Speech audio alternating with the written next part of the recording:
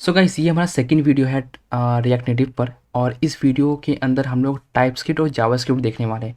देखो, अब एक्चुअली क्या है ना कि रिएक्ट नेटिव के लिए ना हम लोग रिएक्ट नेटिव के लिए हम लोग जावास्क्रिप्ट प्रोग्रामिंग लैंग्वेज को यूज़ करते हैं कोडिंग के लिए, ठीक है। लेकिन अभी ये टाइपस्क्रिप्ट है क्या? देखो, टाइपस्क्रिप्ट क्या है ना कि जावास्क्रिप्ट का थोड़ा एडवांस वर्जन है यहाँ पर। तो बस कुछ नहीं है पूरा जावास्क्रिप्ट ही, बट हल्का सा एडवांसमेंट आ चुकी है टाइपस्क्रिप्ट के थ्रू, ठीक है। तो पहले हम लोग देखते हैं कि ये बेसिक नॉलेज जो हमें रिक्वायरमेंट है रिएक्ट नेटिव प्रोजेक्ट को स्टार्ट करने के लिए, कोड करने के लिए, तो वो कौन सी चीज़ है। तो सबसे पहले हम देखते हैं कि हम लोग वेरिएबल का डिक्लेरेशन कैसे करते हैं जावास्क्रिप्ट या टाइपस्क्रिप्ट के अंदर। तो सबसे पहले मेरा मेन मोटिव ये होने वाला है, ठीक है। तो क्या करता हूँ, यहाँ पर एक सबसे पहले आपको क्या करना पड़ेगा, जो भी प्रोजेक्ट आप कभी भी कुछ भी काम करने वाले हो ना, तो एक फ़ोल्डर क्रिएट कर लेना है सबसे पहले। तो आपको SRC करके ये फ़ोल्डर, इस फ़ोल्डर के अंदर आपको जितना भी स्क्रीन डिज़ाइन करना है, कोड लिखना है, सारा इस SRC फ़ोल्डर के अंदर ही होगा। तो सबसे पहले क्या करता हूँ मैं, यहाँ से एक फ़ोल्डर बनाता हूँ, यूटल्स करके मैं फ़ोल्डर बना लेता हूँ यहाँ पे, जहाँ पर हम लोग कुछ देखने वाले। तो यूटल्स के अंदर क्या करता हूँ, एक फ़ोल्डर फाइल क्रिएट कर लेता हूँ जिसका नाम क्या है, टाइप स्क्रिप्ट बेसिक्स करके .ts, ठीक है। तो जब भी हम लोग टाइपस्क्रिप्ट का काम कर रहे हैं तो ts लगाते हैं लाइस में, .ts लिखते हैं यहाँ पे, इसका एक्सटेंशन ts होता है। जावास्क्रिप्ट की क्या होता है, js होता है, और टाइपस्क्रिप्ट में ts होता है यहाँ पे। तो इसको एंटर मार दिया तो हमारी एक टाइपस्क्रिप्ट फाइल क्रिएट हो चुकी है। तो सबसे पहले देखते हैं कि हम लोग वेरिएबल कैसे डिक्लेयर करते हैं। तो देखो, वेरिएबल डिक्लेयर करने के लिए क्या करते हैं, वो लेट होता है और कॉन्स्ट होता है। जावास्क्रिप्ट या टाइपस्क्रिप्ट के अंदर सेम होता है, जावास्क्रिप्ट और टाइपस्क्रिप्ट के अंदर हमारा सेम वे होता है, लेट और कॉन्स्ट के लिए, राइट। तो हम लोग क्या करते हैं, अगर हम कॉन्स्ट के थ्रू कोई वेरिएबल ऐसे क्रिएट करते हैं, कॉन्स्ट लिखते हैं, अब मान लो नेम लिखा और मैंने अपना नाम लिख दिया, ठीक है। बट कॉन्स्ट और लेट में डिफरेंस एक्चुअली क्या है ना, जब अगर हम कॉन्स्ट से कोई वेरिएबल डिक्लेयर इस असाइन करते हैं तो उसको हम रीअसाइन नहीं कर सकते। अगर मैं नेम इक्वल टू, अगर मैं दोबारा कुछ लिखने गया तो ये मुझे बोलेगा, एरर देगा कि भाई आप ना इस नेम कॉन्स्ट है, नेम क्या है, एज अ कॉन्स्ट डिक्लेयर है, आप इसको रीअसाइन नहीं कर सकते। तो कॉन्स्ट क्या होता है, कोई स्टैटिक वैल्यू के लिए होता है। अगर आपको लगता है कि उस कंपाइल टाइम पे आपको लगता है कि भाई ये इसकी वैल्यू कंपाइल टाइम पे ही असाइन होनी चाहिए, तो आप क्या करते हैं, कॉन्स्ट का यूज़ करते हैं। डायनेमिक वैल्यू क्या होती है, जो रन टाइम पे असाइन होती है, जैसे लेट के थ्रू हम लोग डायनेमिक वैल्यू असाइन कर सकते हैं। अंडरस्टूड। तो देखो, अगर ये तो हमारा पॉसिबल नहीं है, बट हम क्या कर सकते हैं, लेट के थ्रू ये काम कर सकते हैं। मान लो एज मैंने बोल दिया यहाँ पे 25, ठीक है। और मैं क्या करता हूँ, एज को रीडिक्लेयर कर सकता हूँ यहाँ पे, मान लो 26 कर दिया, 26 मान लो कर दिया। तो ये क्या है, रीडिक्लेरेशन पॉसिबल है किसके थ्रू, लेट के थ्रू। तो कॉन्स क्या होता है, एक कॉन्स्टेंट वैल्यू असाइन करता है अपने अंदर, रीअसाइनमेंट नहीं हो सकती इसके अंदर। लेट के अंदर क्या हो सकता है, इसके अंदर रीअसाइन कर सकते हैं हम किसी भी वैल्यू को। तो ये हमारा वेरिएबल हम दो तरीके से डिक्लेयर करते हैं। एक और वे होता है, वैर से भी हम लोग क्या कर सकते हैं, मतलब मान लो कि इससे भी हम लोग क्या कर सकते हैं, वैर के थ्रू ही भी हम लोग क्या कर सकते हैं, किसी वेरिएबल को डिक्लेयर और उसमें साइन कर सकते हैं वैल्यू को। बट टाइपस्क्रिप्ट में क्या होता है कि इसको बहुत लोग बोलते हैं डेवलपर कि आप इसको यूज़ ना करो डेवलपमेंट पर्पज़ के लिए, आप सिर्फ दो ही चीज़ यूज़ करो, कॉन्स्ट और लेट करके, ठीक है। अंडरस्टूड। तो ये हमारा क्या हो गया, हमारा वेरिएबल डिक्लेरेशन का काम हम लोगों ने कर लिया, वेरिएबल डिक्लेरेशन, वेरिएबल हो गया, ठीक है। देखो, अब हम लोग क्या करने वाले, देखते हैं कि डेटा टाइप्स कैसे डिक्लेयर करते हैं हम टाइपस्क्रिप्ट के अंदर। तो जावास्क्रिप्ट के अंदर कोई डेटा टाइप नहीं होते, टाइपस्क्रिप्ट के अंदर क्या है, न्यू फंक्शनैलिटी, न्यू चीज़ ऐड हुई है डेटा टाइप्स करके, ठीक है। तो अब उसको देखते हैं कैसे डिक्लेयर कर सकते हैं। सो हम लोग क्या करते हैं, यहाँ पे लिखते हैं डेटा टाइप्स करके, और यहाँ पे देखते हैं कि कैसे डिक्लेयर करेंगे हम डेटा टाइप्स को। तो बड़ा ही सिंपल वे है। सपोज़ मान लो कि अगर आपको लेट की यहाँ पे, और मैंने वैल्यू लिख दिया यहाँ पे, मान लो यहाँ से, राइट। तो अगर वैल्यू मान लो इसको मुझे इन डिफाइन करना, तो हम यहाँ पे आराम से नंबर डिफाइन कर सकते हैं, नंबर और 10 लिख दिया। तो ये क्या एक्चुअली नंबर। और अगर मैं यहाँ पे नेम जाके कुछ भी असाइन करूँगा, मान लो कोई स्ट्रिंग असाइन करने जाऊँगा, तो बोलेगा कि भाई जो नेम है ना, ओ सॉरी, एक्चुअली वैल्यू लिखूँगा यहाँ पे। तो वैल्यू को जब मैं असाइन करने गया, मतलब मान लो एज अ स्ट्रिंग करके, तो ये बोल देगा कि भाई जो वैल्यू है ना, वो एक एज अ नंबर है, एज अ इंट है, यहाँ पे इंट एक्सेप्ट करता है यहाँ पे। तो आप इसकी वैल्यू को, इसके अंदर कोई स्ट्रिंग असाइन नहीं कर सकते, ऐसा पॉसिबिलिटी नहीं है यहाँ पे। और एक और टाइप का होता है, कोई स्ट्रिंग भी होता है यहाँ पे। तो आप क्या कर सकते हो, मान लो नेम अगर मैं 2 पास करता हूँ, या एड्रेस, मान लो एड्रेस पास करता हूँ एज ए स्ट्रिंग, तो स्ट्रिंग हमें सब स्मॉल होंगे यहाँ पे, जो भी नंबर यहाँ पे, एस यहाँ पे स्मॉल है, एन यहाँ पे स्मॉल है, राइट। और यहाँ से मैं कर सकता हूँ, मान लो दिल्ली में पास कर देता हूँ यहाँ से, तो मेरा ये एड्रेस असाइन हो जाएगा, एज ए स्ट्रिंग हो जाएगा।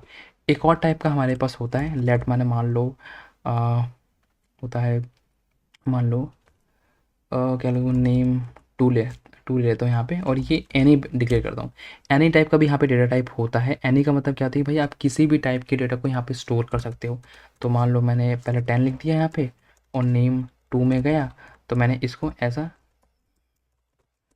इसके अंदर क्या हो चुका है, क्योंकि एनी टाइप का है, इसके अंदर रीअसाइन भी मैं अगर करूँगा तो किसी भी टाइप का, मतलब मैं डेटा टाइप इसमें स्टोर कर सकता हूँ, किसी भी टाइप की वैल्यू में स्टोर कर सकता हूँ, मैटर नहीं करता। तो ये क्या होता है, हमारे कुछ डेटा टाइप्स होते हैं यहाँ पे जो हमारा रिएक्ट नेटिव प्रोजेक्ट में यूज़ होंगे। बड़ा ही सिंपल चीज़ थी गाइस, ये वेरिएबल डिक्लेयर करना, कौन से डेटा टाइप्स होते हैं, ये बस इतना ही है, और कुछ इसमें स्पेशल चीज़ नहीं है बिल्कुल भी।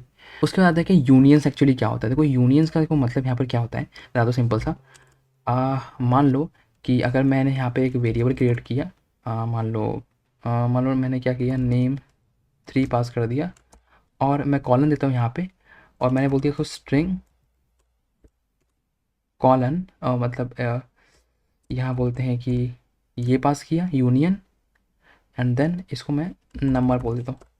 तो मैंने देखो क्या बोला कि भाई जो नेम 3 है ना, वो स्ट्रिंग भी हो सकता है और नंबर भी हो सकता है, इन दोनों में से कोई भी हो सकता है। अगर मैं यहाँ पे जाके नेम थ्री के अंदर अगर मैं पास मार कर मैं 12 पास करता हूँ, ठीक है, और नेम 3 के अंदर अगेन मैं करता हूँ यहाँ पे कोई भी स्ट्रिंग पास करता हूँ, तो भी असाइन हो जा रहा है, कोई इश्यू नहीं है यहाँ पे, राइट।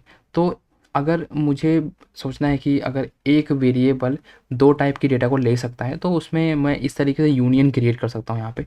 तो ये हमारा क्या बन जाएगा, एक यूनियन बन जाएगा इस तरीके से। उसके बाद क्या होता है कि इनम्स आते हैं। तो इनम्स एक्चुअली बहुत ही ईजी है इनम्स क्रिएट करना यहाँ पे।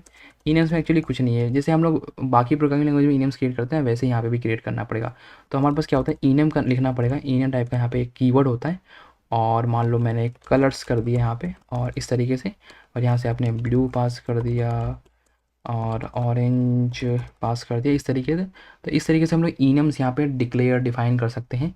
यहाँ पे वैसे तो इतना इतना ही यूज़ होगा, और उससे ज़्यादा यूज़ नहीं होगा, ठीक है। इसके बाद क्या है, यहाँ पे पास नल और अनडिफाइन करके भी हमारे पास डेटा टाइप्स होते हैं।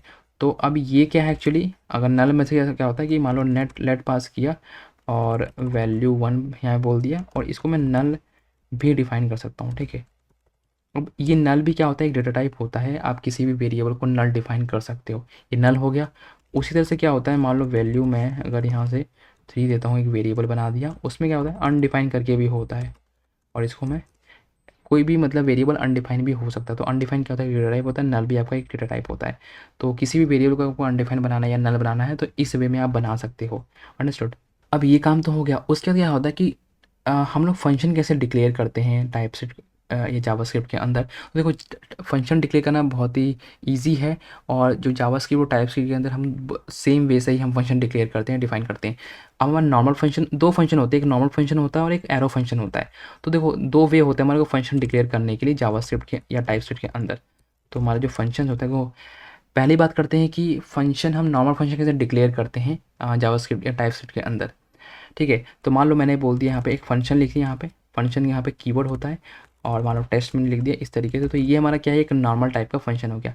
टेस्ट यहाँ पे नहीं डिक्लेयर हो पा रहा ना, तो मैं यहाँ पे मैंने मान लो 1 लिख दिया। क्या हुआ, इस तरीके से मैं करता हूँ एक नॉर्मल फंक्शन डिक्लेयर कर सकता हूँ, डिफाइन कर सकता हूँ हमारा टाइप सेट के अंदर।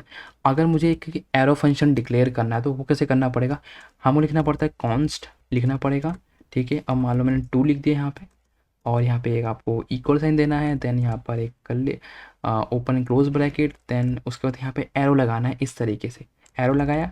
तो अब ये क्या बन गया, जब मैंने एरो लगाया ना यहाँ पे, तो ये क्या बन गया, ऐसा एक एरो फंक्शन बन गया। तो ये हमारा इक्मा स्क्रिप्ट 6 में आया, या 6 या 7 में जो भी है, एरो फंक्शन हमारे पास आया था। तो इस तरीके से हम लोग क्या करते हैं, फंक्शन डिक्लेयर करते हैं। तो बेसिकली हमारा क्या होगा, जब हम जो कोड करेंगे रिएक्ट नेटिव के अंदर, तो हमारे 2 वे से हम फंक्शन को डिक्लेयर कर सकते हैं, डिक्लेयर करेंगे। एक तो ये हमारा एरो फंक्शन हो गया, और ये हमारा एक नॉर्मल फंक्शन हो गया। तो इस इतना ही हमारे को काम करना है गाइस। देखो इतना ही हमें टाइपस्क्रिप्ट या जावास्क्रिप्ट आना है, जब हम लोग कोई रिएक्ट नेटिव प्रोजेक्ट को स्टार्ट करेंगे, कोड करेंगे, बस इससे ज़्यादा कुछ और नहीं करना। और अगर होगा भी तो हम लोग साथ साथ कर लेंगे, बट अभी ऐसा बेसिक ऐसा एज अ फ्रेशर स्टार्ट करने के लिए, फ्रेश स्टार्ट करने के लिए ना, आपको सिर्फ इतना ही काम करना, उसके बाद कुछ नहीं करना। तो ये हमारा क्या हुआ, टाइपस्क्रिप्ट का काम कंप्लीट हो चुका है। अब हम नेक्स्ट क्या करते हैं ना, थोड़ा सा डिफरेंस बिटवीन देख लेते हैं कि जावास्क्रिप्ट और टाइपस्क्रिप्ट में एक्चुअली में डिफरेंस है क्या। तो यहाँ पे देखो जावास्क्रिप्ट क्या है ना, यहाँ पे लिखा भी है जावास्क्रिप्ट क्या है, डायनेमिक टाइप है, और टाइपस्क्रिप्ट क्या है ना, स्टैटिक टाइप है। तो इसका एक्चुअली एक एग्जांपल के थ्रू समझते हैं कि इसका एक्चुअल मीनिंग क्या है। तो मैं करता हूँ यहाँ पे ना यूटिल्स फाइल में जाके ना एक नई फाइल क्रिएट कर लेता हूँ, जावा स्क्रिप्ट डॉट JS करके मैं एक फ़ाइल क्रिएट कर लेता हूँ यहाँ पे। तो ये कोई जावास्क्रिप्ट फाइल बन चुकी है। तो क्या करता हूँ, यहाँ पे लिखता हूँ फंक्शन, यहाँ पे इसे नॉर्मल फंक्शन मैं क्रिएट कर रहा हूँ। मान लो मैंने 1 लिख दिया यहाँ पे, और यहाँ पे करता हूँ ए कॉमा मैंने बी पास कर दिया इस तरीके से यहाँ पर, सिंपल। तो ये फंक्शन क्या कर रहा है, एज अ पैरामीटर ए और बी अपना एक्सेप्ट कर रहा है, ठीक है, ए और बी यहाँ पर एक्सेप्ट कर रहा है। अब मैं करता हूँ यहाँ पर ना कंसोल कर लेता हूँ, कंसोल डॉट लॉग कर लेता हूँ यहाँ पे। तो कंसोल डॉट लॉग क्या करता है ना, किसी भी चीज़ को आपको प्रिंट करना है ना आपको अपने कंसोल के अंदर, ठीक है, जब भी आप उस प्रोजेक्ट को रन करो, आपको कंसोल में किसी चीज़ को प्रिंट करना है ना, तो आप यहाँ से कर सकते हो। अभी एक्चुअली इसको रिमूव कर दो, अब दो फंक्शन एकदम सेम बन गया ना। तो अब क्या करना है, फंक्शन 1 लिख दिया मैंने यहाँ पे। अब ये कर रहा है ना कि अपने अंदर एक्सेप्ट कर रहा है, ए और बी ले रहा है यहाँ पे। अब मैंने बोला ना जावास्क्रिप्ट के अंदर कोई टाइप डिफाइन नहीं कर सकते हम लोग के लिए, इंट नंबर वंबर नहीं कर सकते। ये एट अ रन टाइम पे ही ये कोई वैल्यू एक्सेप्ट करता है। पता चलता है कि ये एट अ रन टाइम, मतलब डायनेमिक का मतलब यहाँ पर क्या है, देखो लिखा है ना डायनेमिक, यहाँ पे लिखा है डायनेमिक मतलब क्या है कि जावास्क्रिप्ट के अंदर कोई हमारा डेटा टाइप्स नहीं होते।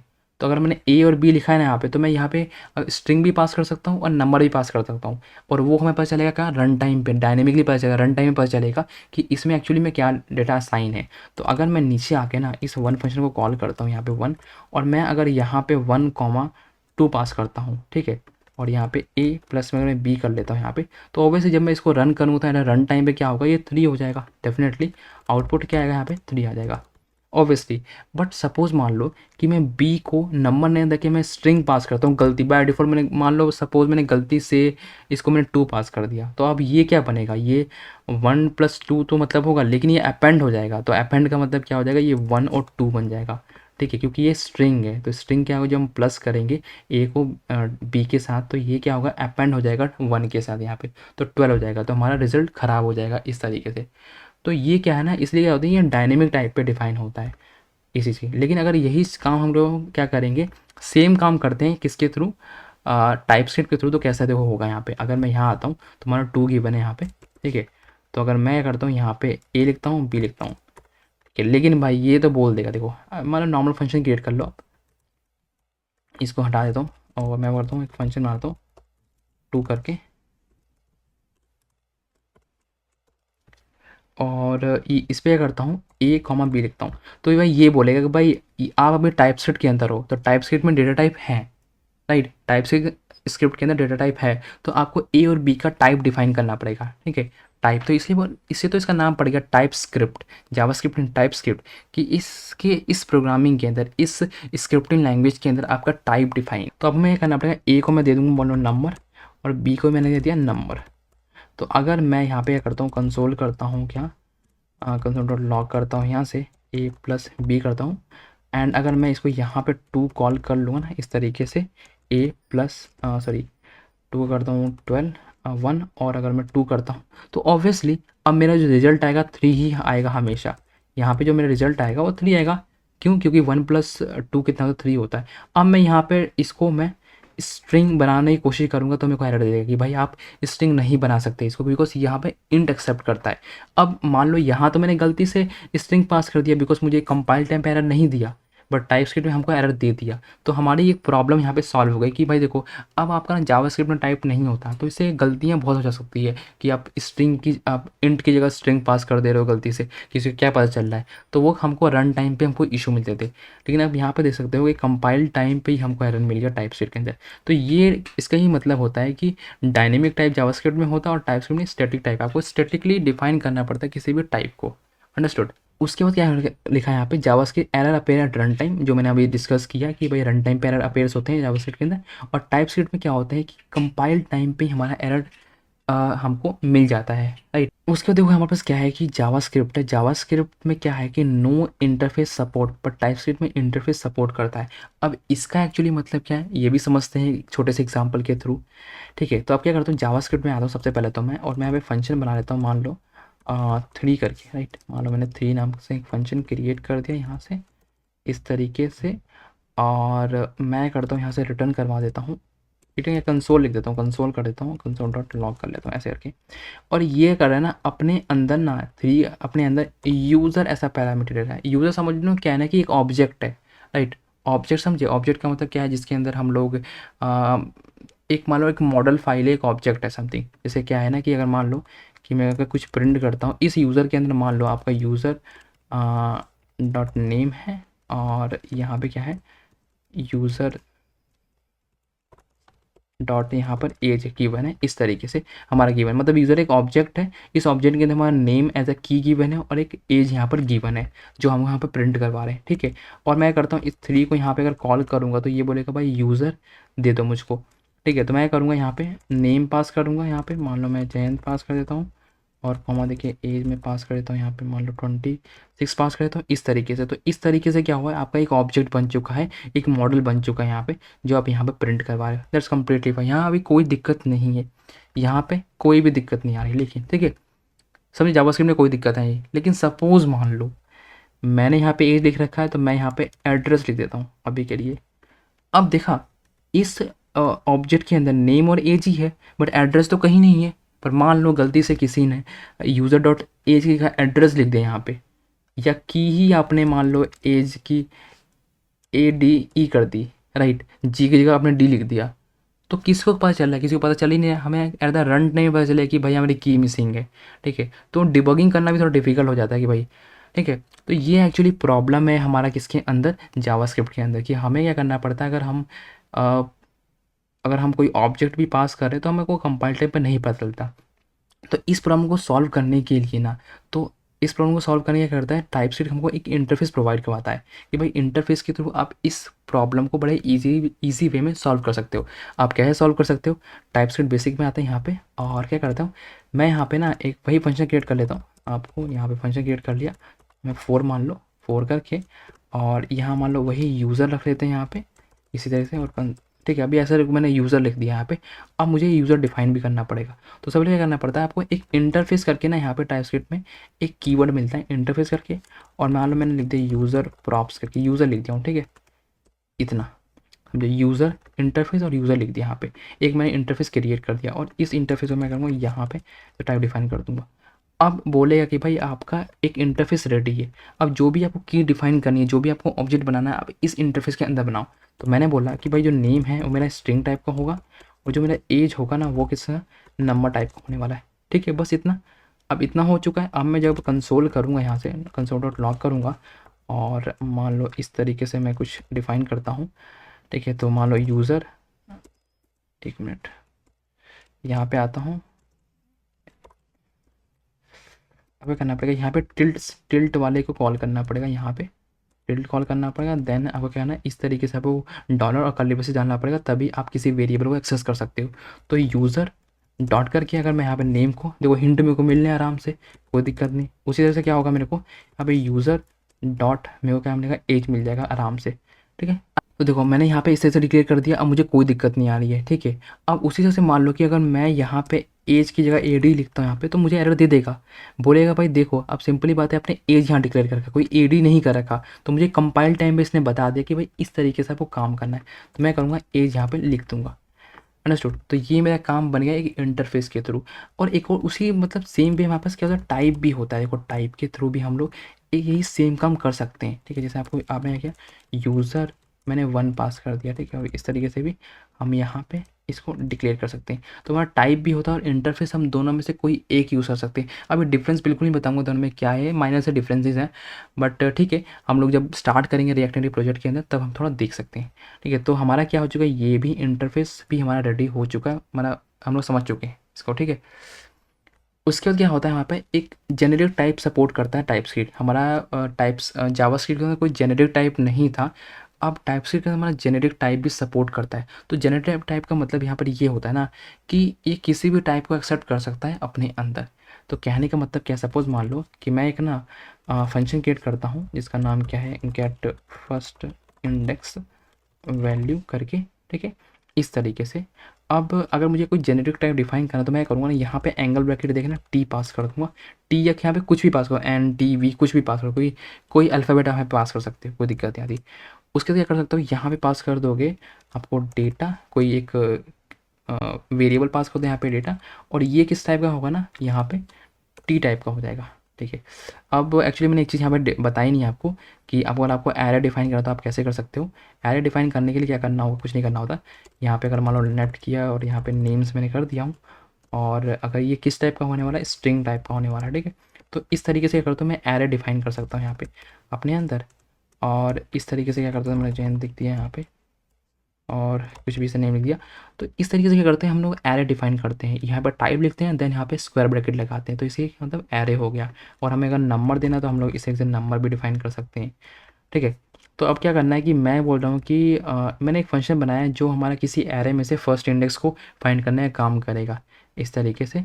तो और ये क्या करेगा ना, यहाँ पे इसको मैं इस तरीके से बना दिया। ठीक है, तो अब हुआ क्या ना, ये जो टी है ना, किसी भी टाइप का हो सकता है, इंट भी हो सकता है, स्ट्रिंग भी हो सकता है, कुछ भी हो सकता है। तो यहाँ पे मैंने अगर वेरिएबल ऊपर पैरामीटर में डिफाइन कर रखा कि जो डेटा है यहाँ पे वो टी, मतलब मान लो मैं टी की जगह स्ट्रिंग पास करेगा, तो स्ट्रिंग, और यहाँ पे जो लिखा स्क्वायर ब्रैकेट, ये क्या है आपका स्ट्रिंग ऑफ स्क्वायर ब्रैकेट, मतलब एरे ऑफ स्ट्रिंग हो जाएगा। अंडरस्टूड। तो मैं करता हूँ यहाँ से रिटर्न करवाता हूँ किसको, इस डेटा में से आपका ज़ीरो इंडेक्स से, तो पहला इंडेक्स ले लेगा। अब मैं अगर इसको नीचे आके कॉल करता हूँ, सब मान लो गेट फर्स्ट इंडेक्स वैल्यू को, और यहाँ पे अगर मैं एरे के अंदर ना उसी तरह से पास करता हूँ, लेंथ हो गया, ऐसे कुछ स्ट्रिंग में पास करता हूँ, तो ये पहला मेरे को जो इंडेक्स उठा के दे देगा। ये स्ट्रिंग की बात हो गई। उसी तरह से हम लोग नंबर के लिए ही काम कर सकते हैं। तो get first index value pass कर दो यहाँ से, और यहाँ से मान लो आपने 12 पास कर दिया। इसी से तो यहाँ पे नंबर भी डिफाइन कर सकते हैं, और हम लोग क्या कर सकते हैं, स्ट्रिंग भी डिफाइन कर सकते हैं। अंडरस्टूड। तो इस तरीके से क्या होता है, हम लोग जेनेरिक टाइप भी डिफाइन कर सकते हैं अपना टाइप स्क्रिप्ट के अंदर। तो कुछ यही सब चीज़ें थी, बेसिक बेसिक चीज़ें थी टाइप स्क्रिप्ट के अंदर, जो हमको नीड पड़ेगा रिएक्ट नेटिव प्रोजेक्ट को स्टार्ट करने के लिए। तो गाइस ये एक्चुअली में बहुत ज़्यादा ईजी है, हमें ज़्यादा कॉन्सेप्ट हमको लर्न करने की ज़रूरत नहीं है। तो बेसिक सी चीज़ें थी जो हर प्रोग्रामिंग लैंग्वेज में यूज़ होती है, और यहाँ भी हमको यूज़ करना पड़ेगा।